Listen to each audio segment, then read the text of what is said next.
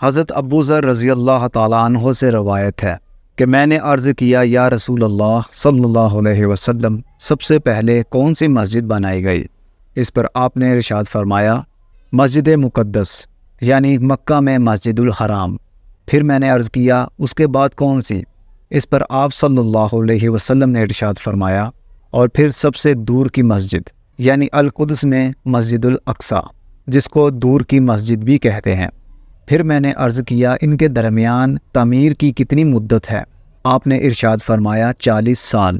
اس کے بعد آپ صلی اللہ علیہ وسلم نے ارشاد فرمایا کہ جب تم پر نماز کا وقت آئے تو نماز پڑھ لیا کرو کیونکہ زمین تمہارے لیے سجدہ گاہ ہے۔ دوسرے مذاہب کو دیکھا جائے تو ہر کسی کی عبادت کرنے کی ایک جگہ مختص ہوتی ہے، لیکن مسلمانوں کے لیے پوری زمین ہی جائے نماز ہے۔ جہاں نماز کا وقت ہو وہاں پر وہ نماز پڑھ سکتا ہے۔ مذکورہ بالا گفتگو سے ایک غیر معروف تاریخی حقیقت کا پتہ چلتا ہے۔ مسجد الحرام اور مسجد الاقصیٰ زمین میں 2 قدیم ترین مسجدیں ہیں۔ یہ صرف 2 مساجد ہیں جن کا نام قرآن میں آیا ہے۔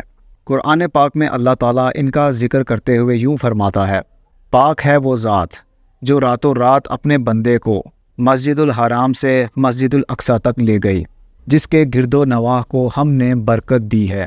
اب سوال پیدا ہوتا ہے دنیا میں اللہ کے 2 قدیم ترین گھر کتنے پرانے ہیں؟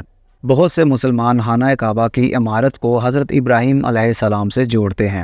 اس کی وجہ یہ بھی ہے کہ حضرت نوح علیہ السلام کے دور میں عظیم سیلاب نے کعبہ کی بنیادوں کے علاوہ مسجد الحرام کی پوری عمارت کو تباہ کر دیا تھا، اور اسے حضرت ابراہیم علیہ السلام اور حضرت اسماعیل علیہ السلام نے دوبارہ تعمیر کیا تھا۔ تاہم اصل کعبہ انسانیت سے پہلے موجود تھا۔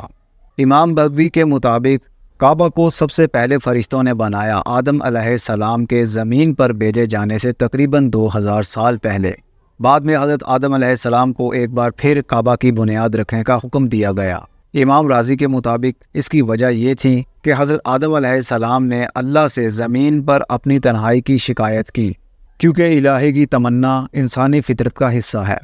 قرآن پاک میں اللہ فرماتا ہے سب سے پہلا گھر جو بنی نوح انسان کے لیے قائم کیا گیا وہی ہے جو بقا میں ہے، یہ برکتوں سے بھرا ہوا ہے اور ساری زمین کے لیے ہدایت کا مرکز ہے۔